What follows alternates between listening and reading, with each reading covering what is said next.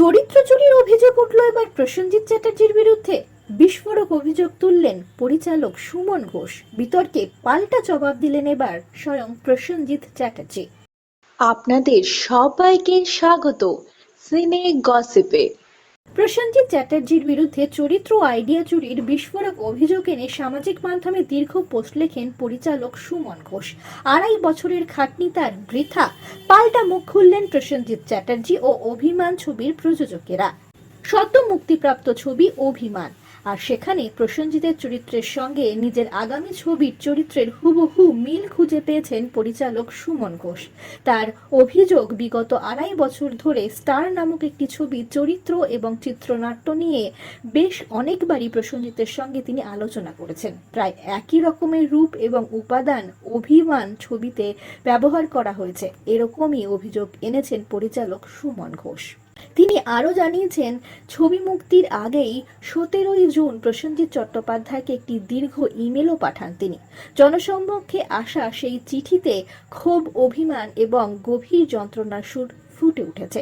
অন্যদিকে এই গুরুতর অভিযোগের প্রেক্ষিতে নীরবতা ভেঙেছেন প্রসেনজিৎ চ্যাটার্জি এবং অভিমান ছবির প্রযোজকেরা।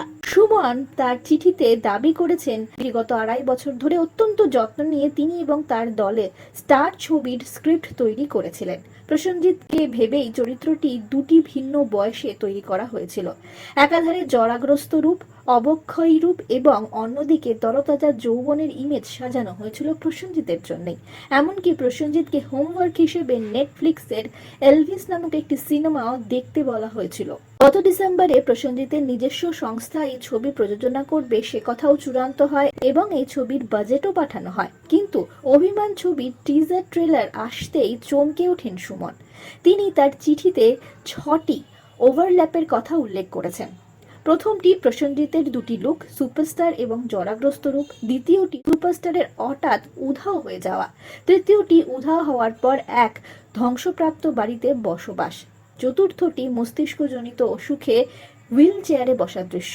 পঞ্চম, নিজের কম বয়সের ছবি ভেঙে ফেলা। ষষ্ঠ, কাঞ্চন মল্লিককে ভাবা হয়েছিল যে বিশ্বস্ত ম্যানেজারের চরিত্রে, এমন এক ম্যানেজারের উপস্থিতি। সুমন স্পষ্ট জানান, যদি ধরেও নিয়ে এগুলো কেবলই কাকতালীয়, তবুও তোমার তো স্টারের স্ক্রিপ্টটি প্রায় মুখস্থই ছিল। বিবেকের কাছে একবারও কি মনে হলো না যে আমাকে অন্তত জানানো উচিত ছিল?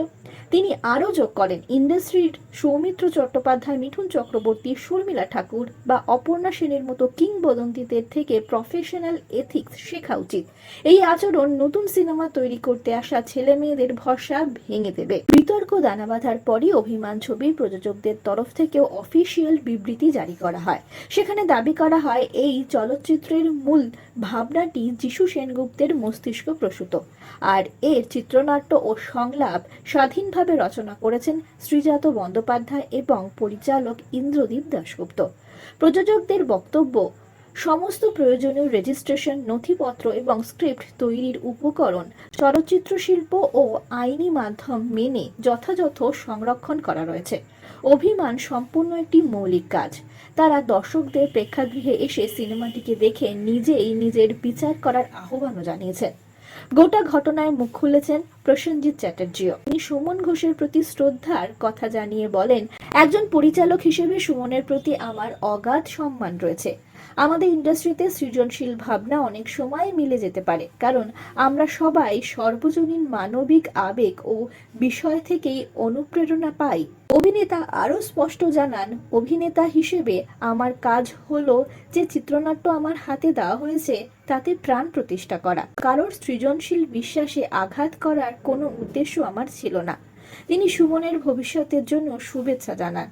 অভিমান ছবি নিয়ে টলিউডে তর্ক বিতর্ক তো তৈরি হয়ে গিয়েছে। এবার দেখবার টলিউডের এই হেভি ওয়েটের ঠান্ডা লড়াই কোন দিকে মোড় নেয়। আমরা হলাম সিনে গসিপ। জুড়ে থাকুন আমাদের সঙ্গে, সাবস্ক্রাইব করুন আমাদের এই ইউটিউব চ্যানেলটি।